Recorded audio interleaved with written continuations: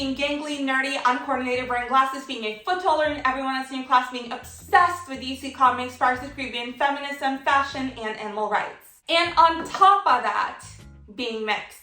Norwegian mom, Native American, African American, and a little bit white dad.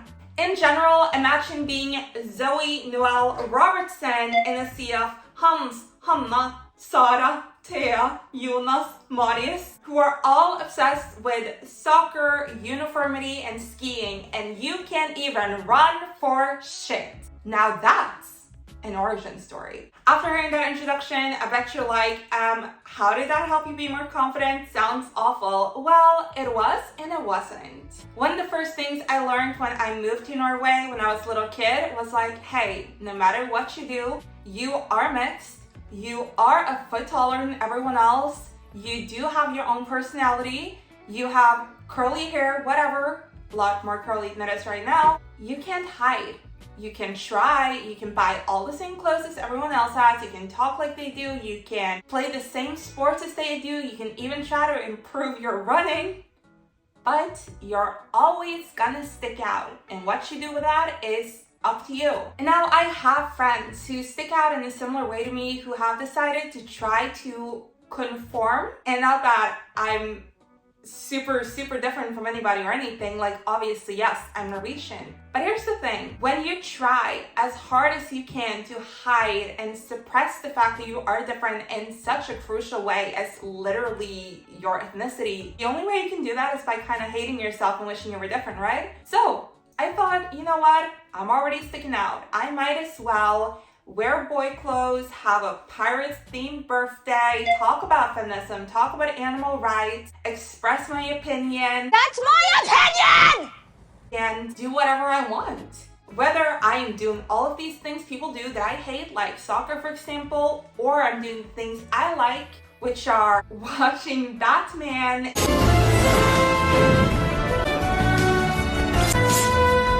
and playing with my super cool American Bratz dolls, I'm gonna stick out either way. So I think I'm gonna do whatever I want. So in that way, it built up my confidence because I thought, you know what, I can do what I want to do. I can try what I want to do. And like, even when I stuck out in a really bad way, like I'm always the slowest runner in any class I've been in, literally elementary school, middle school, high school. Probably college as well, if we would have done a running test. Like, I'm not a good runner, and that was important to people. Even though I sucked at running and stood out in that way, I really didn't care, because you know what, I also stood out in being like the top reader in my class. And I thought, you know what, okay, I'm bad at this, but I'm good at this. And just not having to experience that fear of being seen as a child, like a lot of people do, where they don't want to stick out in a bad way, but they don't even want to stick out in a good way either, was really healthy and good for me. Second reason why I built confidence as a literal child, like as a 5-year-old, just by being mixed in Norway, was that I was constantly being tested and pushed. You poked the bear, girls!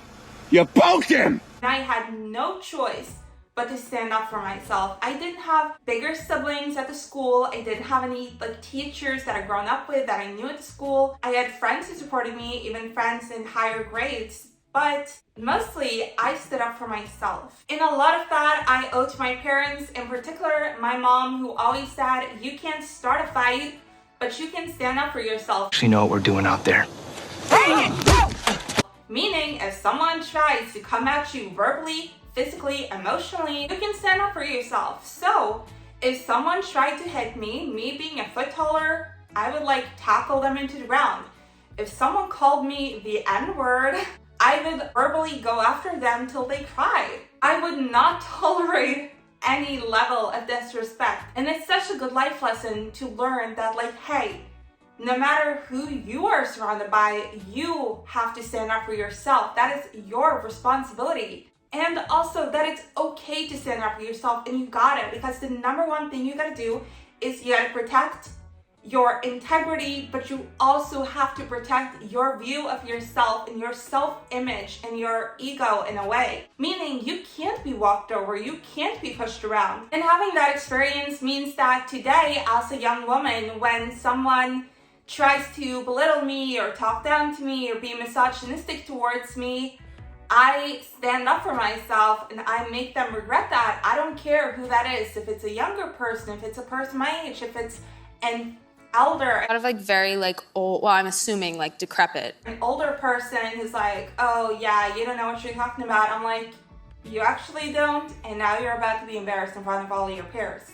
So how does that feel? And it's the confidence of knowing that you can defend yourself. And honestly, having grown up out of school where things went kind of unregulated and where physical altercations did happen, I value the ability to being able to defend myself very, very highly. And so that has kind of put me into a spiral of learning new ways to defend myself, which again has just made me more confident. From a young age, I took Nanbudo. I realized like, okay, this is a way to like protect myself. Then got a little bit older, took boxing. And now I have the confidence where when someone tried to break into my house and my younger siblings are sleeping and I was just 19, I was 100% prepared to beat them with a bat. Well, I will smash in his face with a bat like a watermelon! Because I defend myself and I defend my family, and that's just sort of ingrained in me. But obviously, more often than not, especially as I've gotten older, it's more about the verbal. And a lot of it is about respect and learning how to educate people in a way that isn't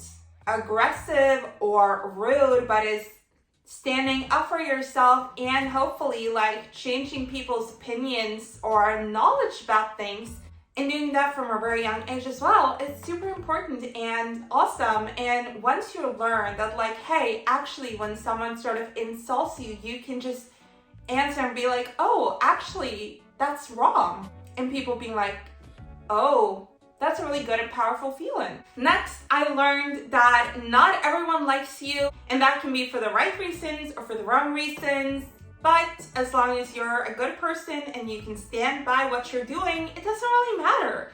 What other people think of you is none of your business. And I learned that like, hey, as long as I like myself, whether or not other people like me doesn't really matter. The universe is indifferent.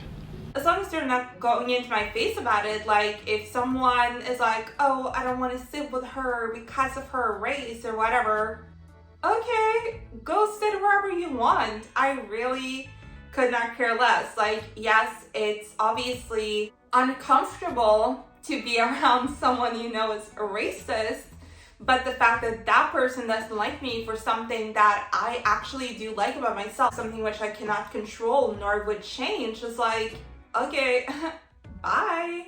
And so the older I got, honestly, the more and more comfortable I got with the idea of people not liking me. Sometimes it's kind of a blessing in disguise, really, because they just let you be alone. And as an introvert and as a person who likes to protect my energy, great, leave me alone, energy vampire.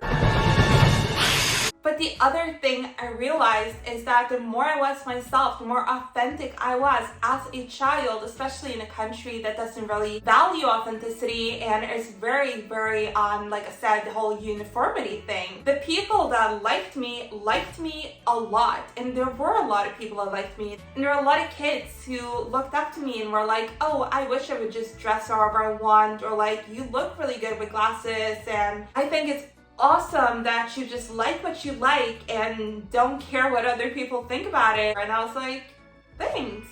And obviously those opinions matter to me. Like, people don't like me, I don't care about, but people liking me for such good reasons, I guess, is something that I still take with me to this day. And I like to think that I kind of inspired them to be themselves, I hope. Because it's not even necessarily that like they liked my boy jeans or whatever, like probably not. It was just that everyone has things they want to do. Obviously, like, everyone has clothes they want to wear and shows they want to watch and things they want to say. So even if they're doing all of the things that other people are doing, that doesn't mean that that's all they want to do. There's more they want to do. And so when they see someone doing that and still being respected, still being liked, and being happy about it and being happy about the choices they're making, which are their own, it kind of makes them want to make their own choices as well. And then again, those positive comments just reinforced me being myself and made me even more confident. So it's just this positive spiral of being confident and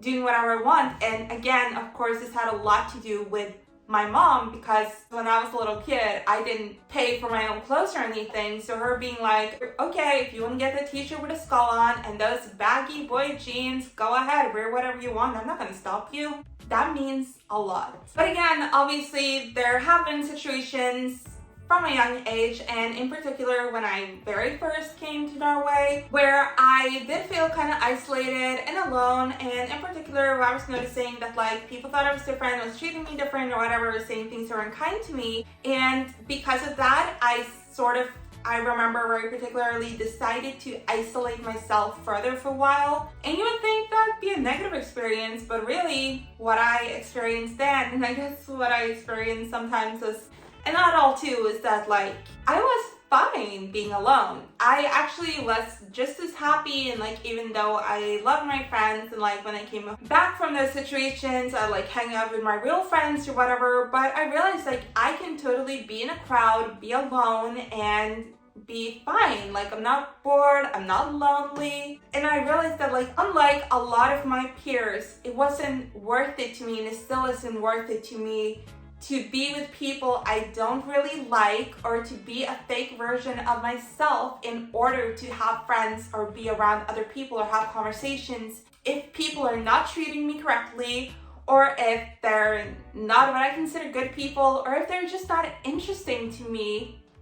I don't have to talk to them, and I really don't have to be apologetic about who I am or be someone else in order to be liked, because I really couldn't care less if people like me or not. I just felt so confident in myself and felt like, you know what, no matter what, I have me, and if these people don't like me for whatever reason, or if I think these people are boring or uneducated because yes, I guess I was a snotty child, I'm like, yeah, better without them.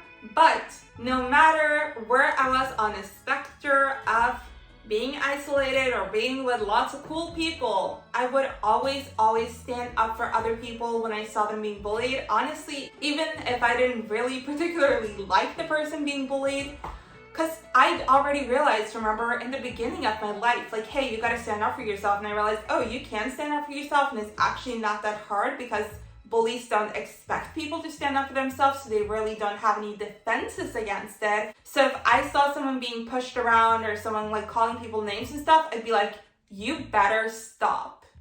And, you know, people were kind of afraid of me. I was like tall and strong or whatever. And maybe it's just a little crazy. Sorry.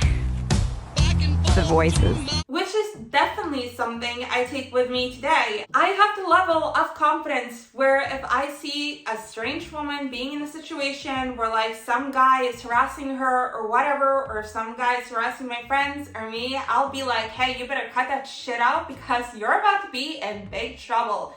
And you don't really have to do anything. You just have to acknowledge it, because all of those people who like harass people, bully people, are racist towards people, are homophobic, they are pussies. So if you just say like, hey, something can happen, like, ooh, wait, they'll be terrified because they're afraid of everything. They're afraid of their own shadow. Strong, confident people don't go around like harassing women and like smacking them on the butt without their consent. They don't.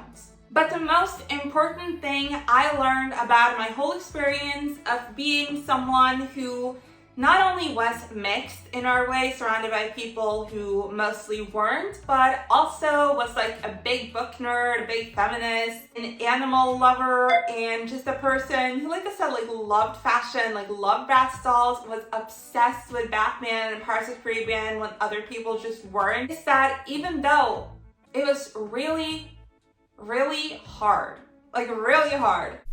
Phrasing? At school, with family who you heard like spewing racist things about other groups, and you secretly thought, what do you think about me being in this family? Maybe even without thinking it consciously, but just always having that feeling around you of like, oh, they don't want me here. Even with all of those feelings and having racist teachers who just literally hated your guts when you were 5.